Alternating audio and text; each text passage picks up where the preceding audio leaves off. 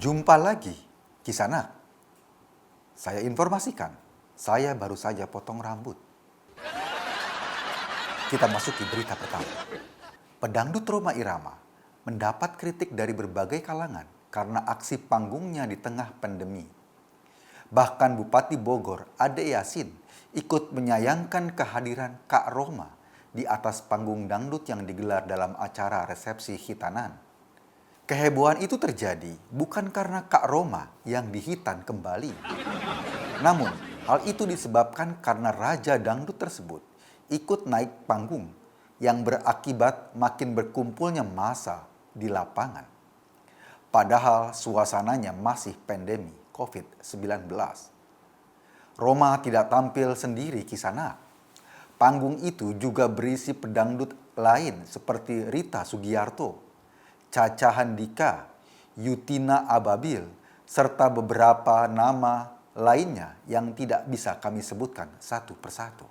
Mohon maaf. Menurut Bupati Bogor, Ade Yasin, tim gugus tugas COVID-19 Kabupaten Bogor sebetulnya sudah berkirim surat agar Kak Rhoma tidak naik panggung dalam acara tersebut. Meskipun Kak Rhoma hanya tampil sebagai tamu. Tapi sayangnya, Kisanak, Kak Rhoma tetap naik panggung. Dan warga Pamijahan Kabupaten Bogor juga ikut bergoyang. Tentu saja Kak Rhoma tidak terima atas tudingan Bupati Bogor tersebut. Ia beralasan, kenapa sejak awal pemerintah Kabupaten Bogor tidak melarang acara itu digelar. Bukan hanya sekedar berkirim surat, memangnya anak SD yang tidak masuk sekolah. Lagi pula, menurut Kak Rhoma, ia datang hanya sebagai tamu saja. Sementara soal naik panggung dan bernyanyi, itu hanya bonus belaka. Kisanak yang budiman, jika kita perhatikan, memang agak aneh juga kenapa Bupati Bogor menuding Kak Rhoma tidak taat aturan saat pandemi. Meskipun jika memakai kemeja kancing baju paling atasnya selalu dibuka, Kak Rhoma bukanlah orang yang suka melanggar aturan. Selama ini ia dikenal sebagai lelaki yang tertib. Bayangkan, Kisanak, jangankan untuk manggung saat COVID-19 yang bisa beresiko tertularnya masyarakat. Bahkan untuk sekedar begadang saja, Kak Rhoma tidak mau. Baginya, begadang boleh saja, asal ada perlunya. Untuk masalah kesehatan masyarakat, Kak Rhoma juga tidak bosan-bosan selalu menasehati kita. Jika seseorang terlalu banyak begadang, muka pucat karena darah berkurang. Selain itu, juga jika sering kena angin malam, segala penyakit akan mudah datang. Jadi, mana mungkin Kak Rhoma yang sangat perhatian dengan kesehatan masyarakat itu melanggar aturan kesehatan di saat pandemi seperti ini. Wong dia saja hobinya lari pagi, tet. Lari pagi. Kisanak yang harus diakui, dangdut memang sudah menjadi bagian dari kehidupan masyarakat. Apalagi masyarakat di Kabupaten Bogor. Siapa di sana yang tidak kenal Kak Rhoma? Hanya di Bogor, Kisanak, kita mengenal istilah banyak jalan menuju Roma.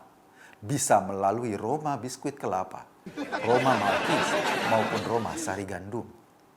Kisanak, jika Anda ingin membuktikan kecintaan masyarakat kita pada dangdut, coba saja setel lagu dangdut di rumah dengan suara yang agak keras. Kami jamin, Kisanak, dalam waktu tidak terlalu lama sejak lagu itu Anda putar, akan ada orang yang datang mengetuk pintu rumah Anda. Mungkin yang datang lebih dari satu orang. Mereka berniat menumpang joget di rumah Anda. Kedatangan tamu tidak diundang itu semata-mata menandakan bahwa dangdut is the music of my country. Terlalu. Kisah, kita ikuti berita selanjutnya. Seorang penceramah agama, Evi Effendi, mengakui bahwa selama ini ia hanya belajar agama melalui channel YouTube dan media sosial. Dengan bermodal itulah, ia berani mengukuhkan dirinya sebagai seorang pendakwah yang mengajari tentang agama kepada jemaahnya. Satu keanehan ceramah Evi Kisana. Baru-baru ini ada video yang beredar yang menggambarkan Evi salah melantunkan harakat ketika membaca ayat Al-Quran. Hal tersebut menandakan bahwa Evi tidak memahami persoalan mendasar, misalnya tata cara membaca Al-Quran. Kisah anak yang budiman. Bukan hanya itu, lelaki yang kerap tampil memakai topi kupluk ini juga mengaku langsung berguru kepada Rasulullah. Alhamdulillah kisah anak, Evi hanya mengaku berguru pada Rasulullah. Dia belum sampai mengaku berguru langsung kepada malaikat Jibril. Kisana, sebagai informasi, Evi juga pernah dilaporkan ke MUI karena berkomentar dalam ceramahnya bahwa Nabi Muhammad sesat sebelum diangkat menjadi nabi. Ternyata Evi ini benar-benar murid kurang ajar. Belum juga bisa apa-apa dan hanya belajar dari YouTube tetapi menuding-nuding Nabi pernah sesat. Entahlah, apakah memang terlalu berani mengklaim bahwa ilmunya langsung dari Rasulullah, padahal belajarnya hanya via YouTube dan kaset ceramah.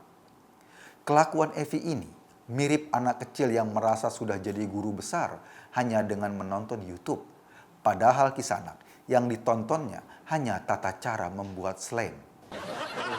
Kisah, Anda sedang berada di channel paling update se-Angkasa Darat. Lemesin aja, Terima kasih.